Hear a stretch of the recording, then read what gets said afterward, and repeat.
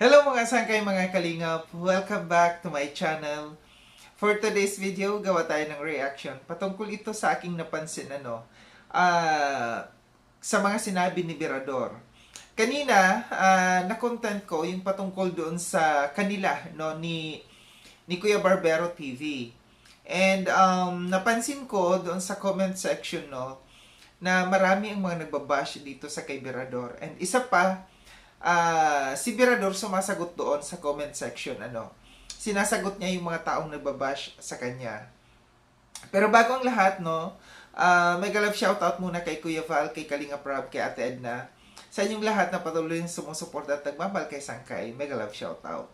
So dako tayo dito sa ating pag-uusapan, no, na yung kaninang content ko, medyo nadihado kasi doon si Berador sa kanyang live patungkol dito sa kay Kuya Barbero TV. And may puntos dito si Barbero TV. And sabi ko kanina, dito nga sa comment section, maraming nagbabash dito sa kay Berador. And mayroong tumatak sa akin sa comment doon ni Berador na sinabi ni Berador, hayaan ko na mga rules na yan kasi wala din naman nangyayari. No? Naintindihan ko yung pinaglalaban dito ni Berador, no?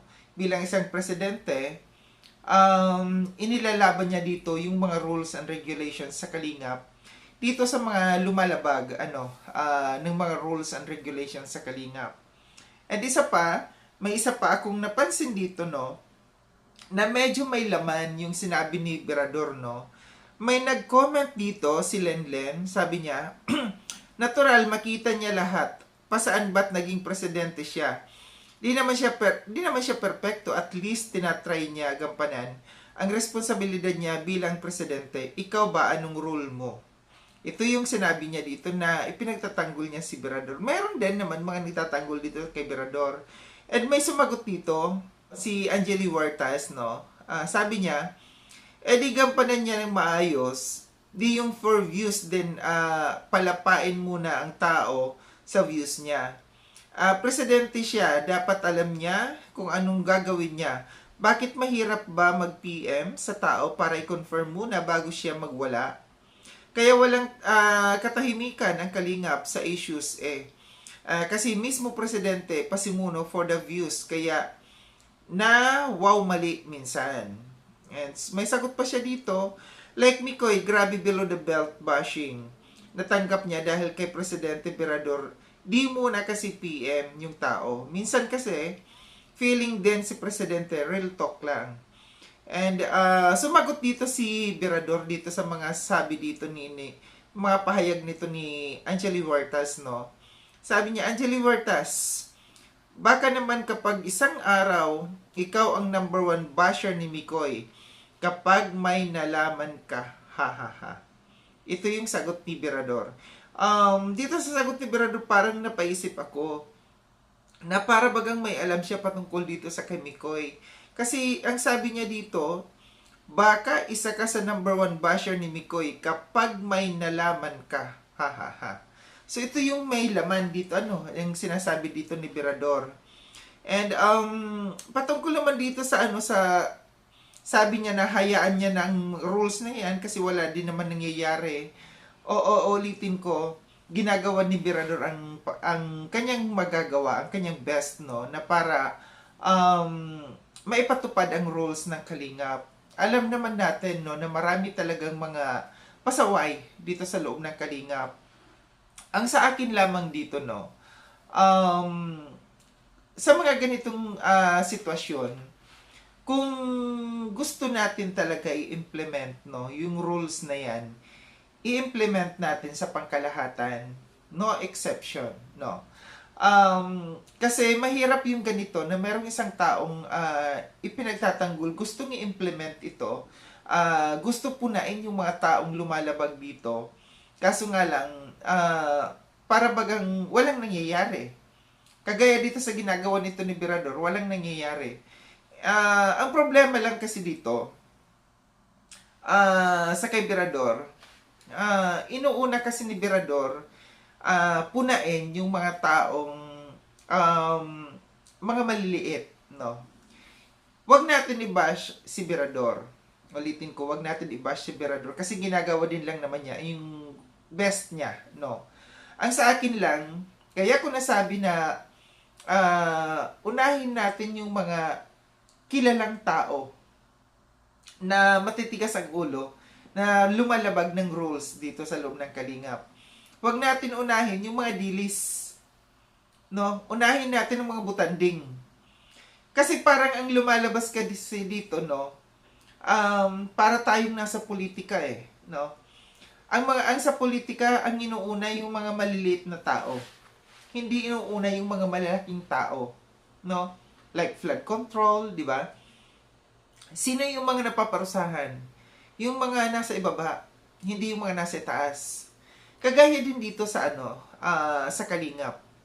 Huwag natin unahin yung mga taong maliliit, no? Kundi unahin natin yung mga taong malalaki, kilalang tao, na mga lumalabag ng rules. I-compare natin dito si Kuya Barbero TV and Dr. Love. Yes, parehas sila may nilabag na rules dito sa loob ng Kalingap. And nakita natin si Kuya Barbero TV doon sa post niya, no, na pictures. Napansin natin kaagad.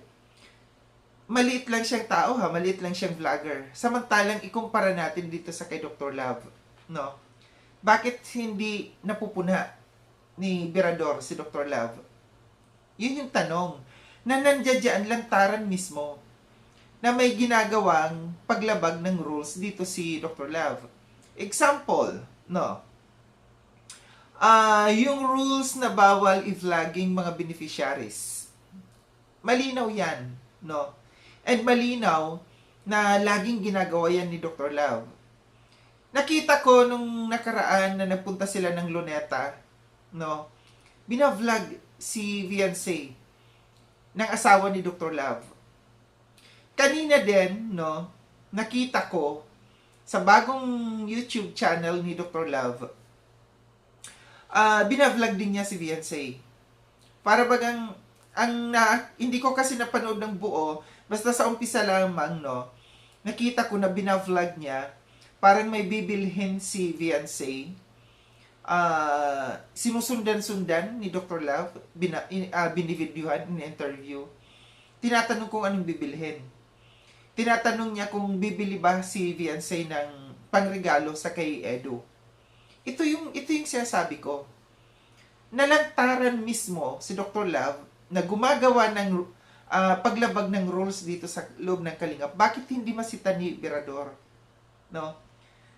Ito yung sinasabi ko sa inyo na bago natin sitahan yung mga dilis, yung mga maliliit, sitahin natin yung mga butanding, yung malalaki, yung mga kilala na mga may malaki ng channel na sila din mismo ang sumusuway sa mga rules and regulations, no? Ito yung tanong ko, bakit hindi masita ni Berador si Dr. Love? Nandiyan lantaran mismo yung ginagawa na paglabag. Bakit pipiliin natin, uunahin natin itong mga maliliit na ito? Na kung tutuusin, pag-post lamang ng pictures, no? Ang kanyang nagawa. Samantalang ito si Dr. Love, binavlog mismo yung tao, yung beneficiary na ipinagbabawal. Ito lang yung natin dito, no? Kung tayo ay sitahin muna natin yung mga number 1 na mga nagpapasaway.